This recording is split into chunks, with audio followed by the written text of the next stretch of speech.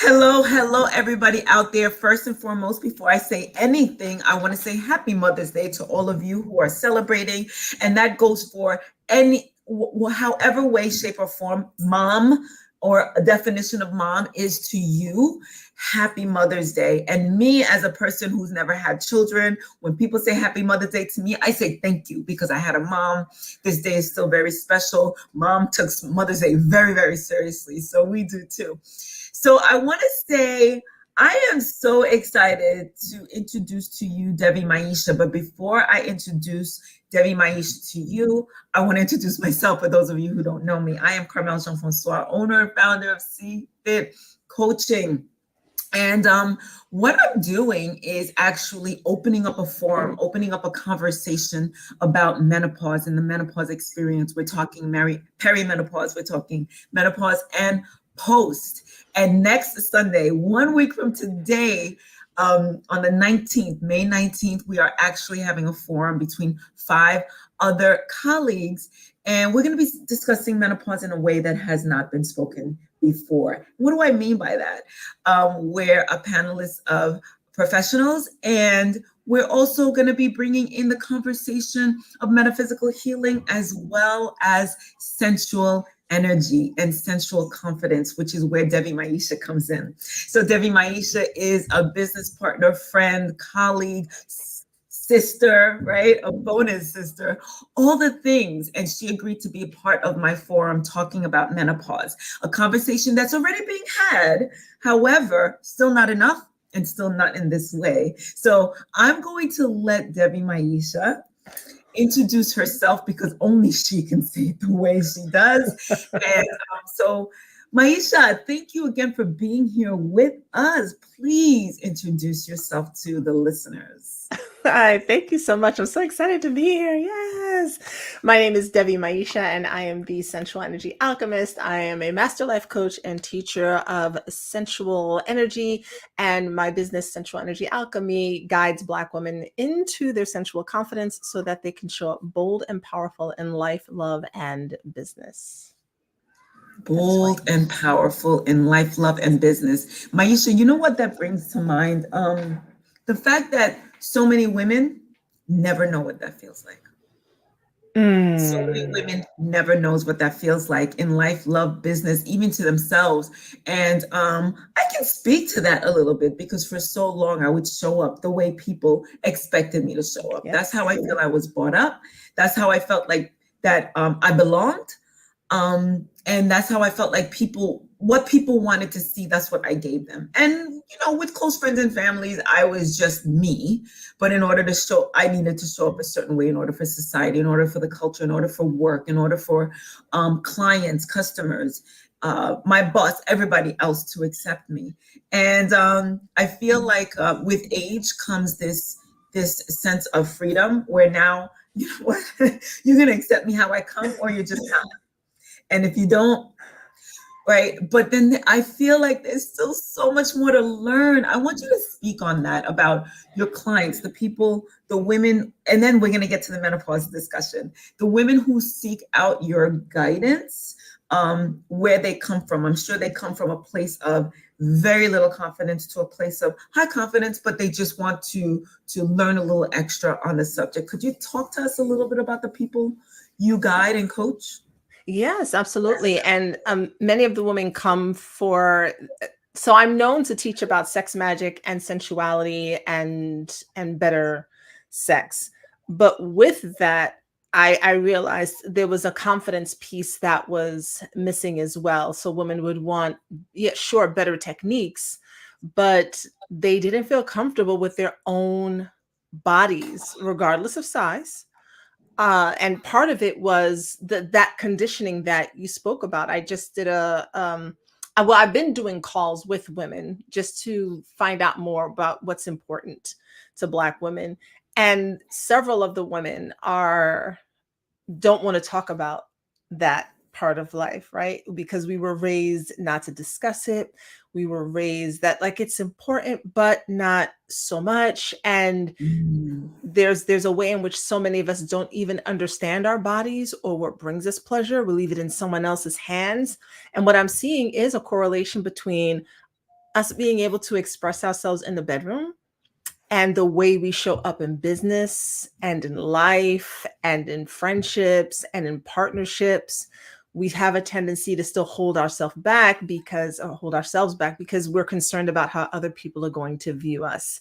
So if we can release the fear of being viewed a certain way in the bedroom, that same fear now extends to the rest of our lives. And it happens either way, right? There's some people who are completely free in the bedroom and not so much out, and then vice versa. Which that does happen often, and I don't want to say often. There are times when people are very free in the bedroom. Honestly, there tends to sometimes be some trauma involved in that. So that's the one place where they've learned to adapt in a certain way. And so then in the rest of life, they're still just as closed off.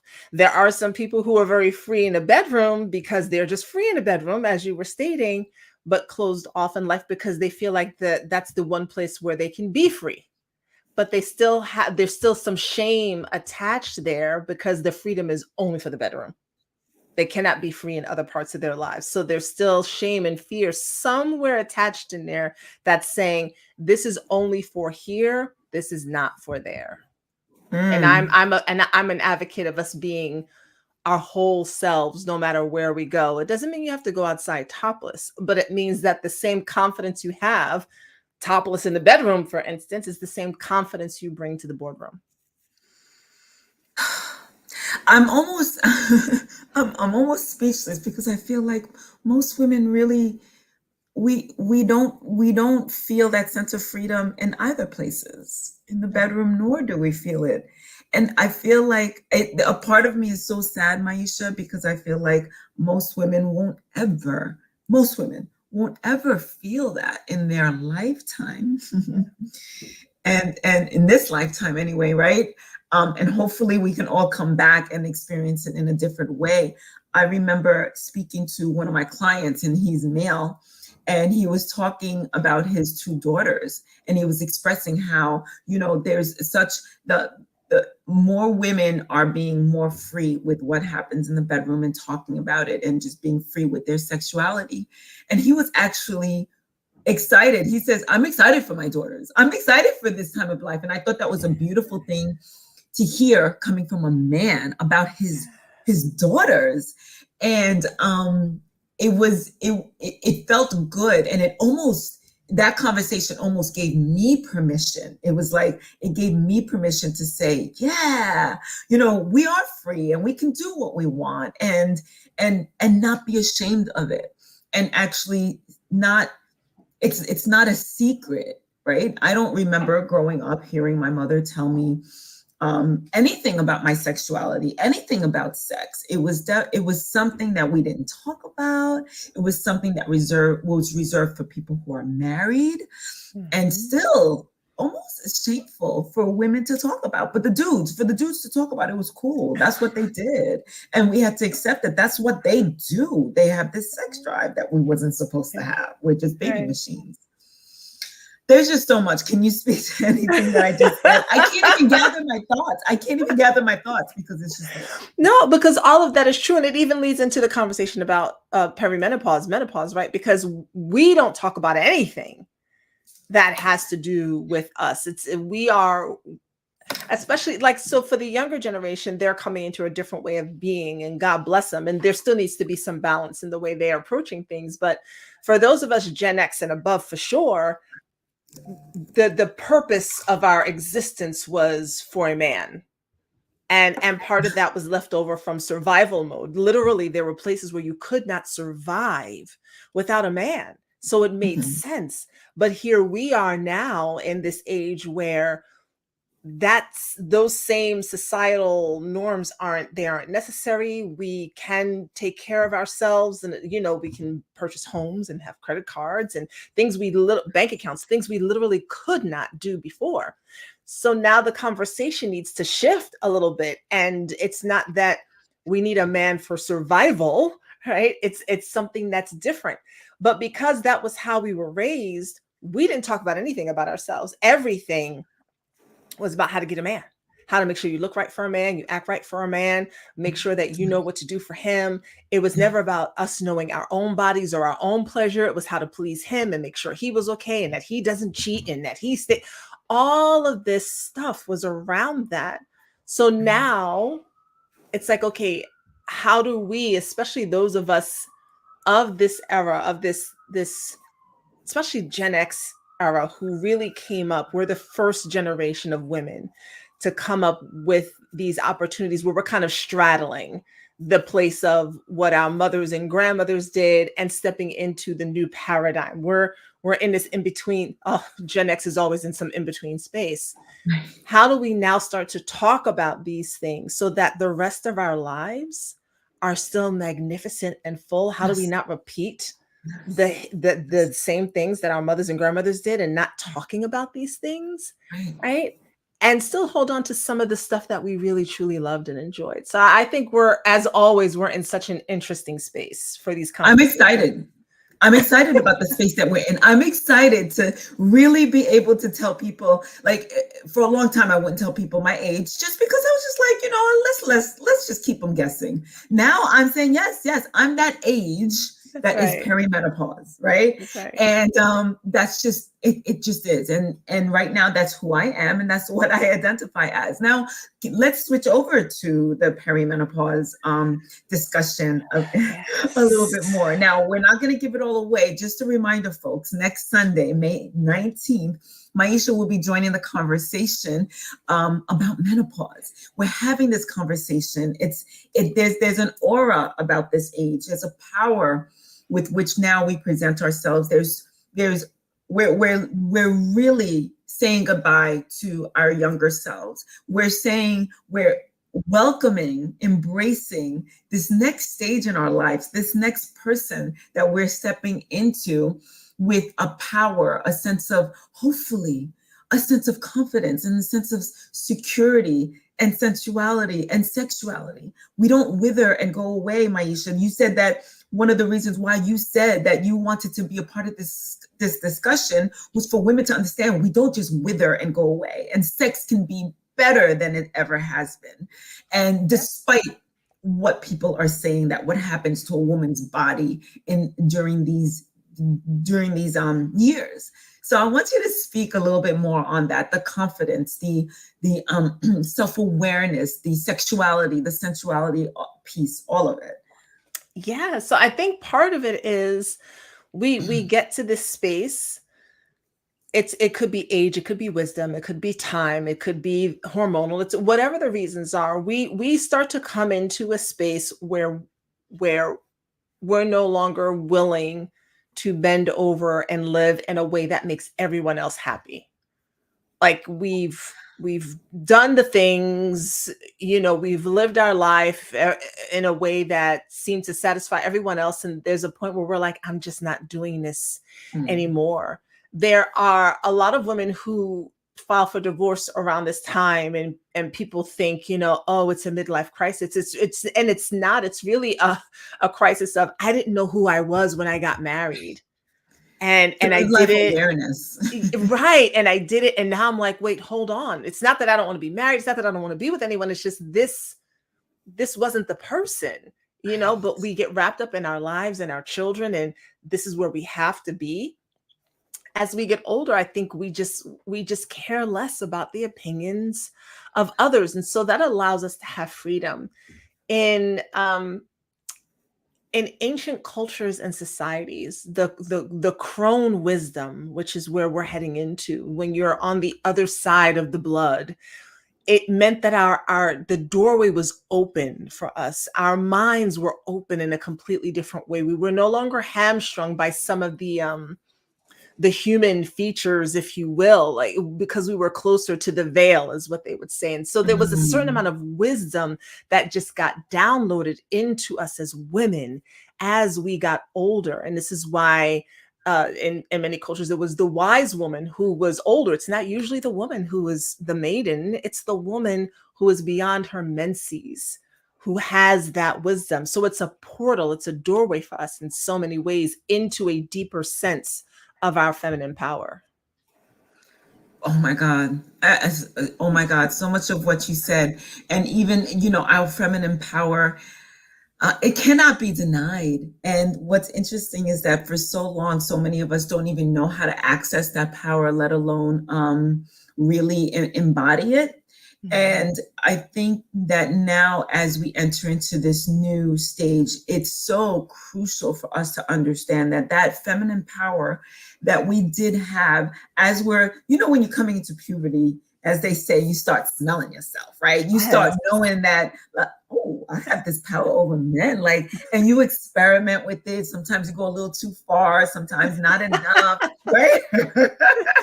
Love it. Love it. Yes. And then, so we understand that we bring something to Right. a room, to the table, to the family, to a relationship. And that all shifts drastically as we enter this age.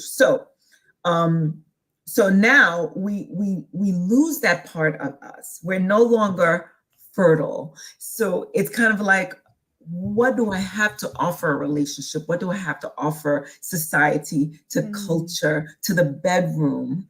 And I would love for you to speak on how we still embody and we still have this feminine power within us, and in a very different way. All it's done is shifted.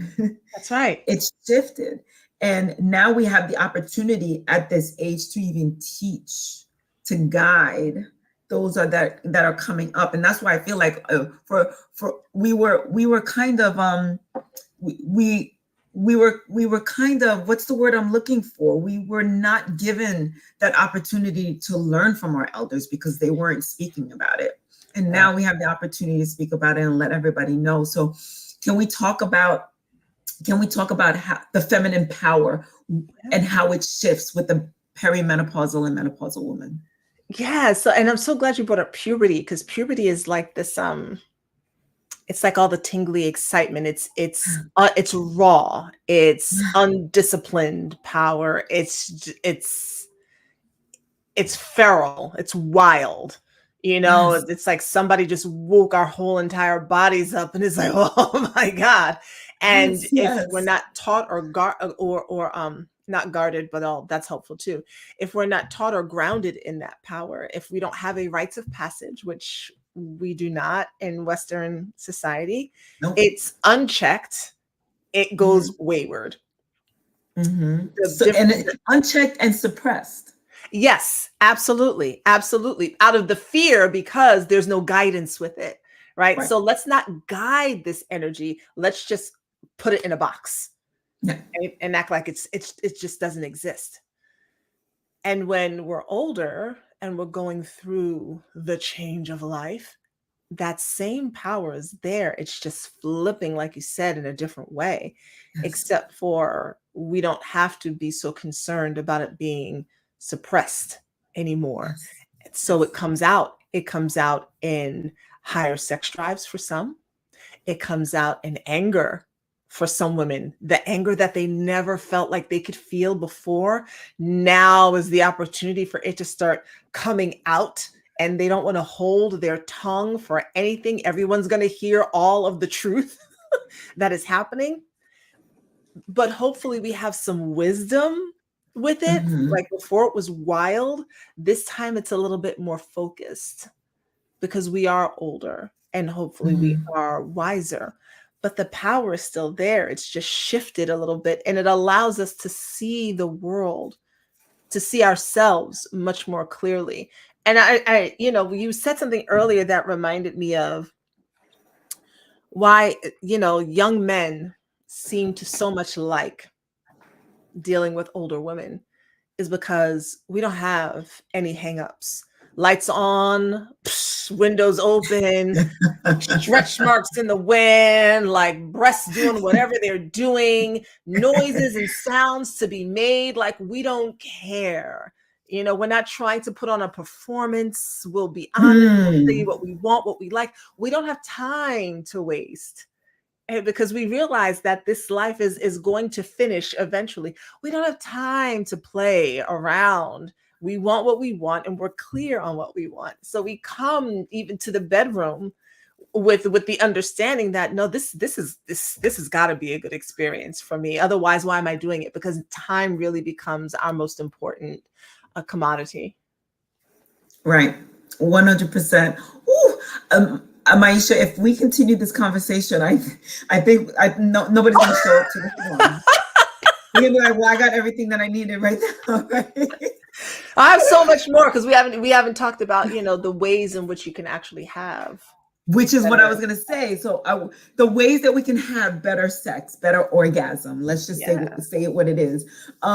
And also how we can use the anger that you said that's built up within us to when we understand and realize, oh my God, I let my whole life pass me by and I wasn't even able to express myself in my full sensuality and sexuality. What a waste. And it's not a waste. We can still redeem ourselves and we can still express anger in a way that, like you said, and hopefully with wisdom, in a very productive and efficient way, so that we can definitely take most just so that we can experience ourselves in a way that we couldn't and really find healing in it. Mm-hmm. So I definitely want to discuss more about that on next week. So folks, for sure. Folks, next week, May 19th at 2 p.m. Tickets are on sale. I'm going to put the link in here. I should have really put it in the chat, didn't. That's okay. I'm going to put the link in the description. Devi Maisha is one of our panelists. Now, the show starts at 2, the conversation starts at 2, the awareness, the eye-opening messages start at 2 p.m. Maisha's not going to get to us till a little bit later, but that's okay. Maisha, you are well worth the wait. I cannot I'm excited for it. I'm excited for it.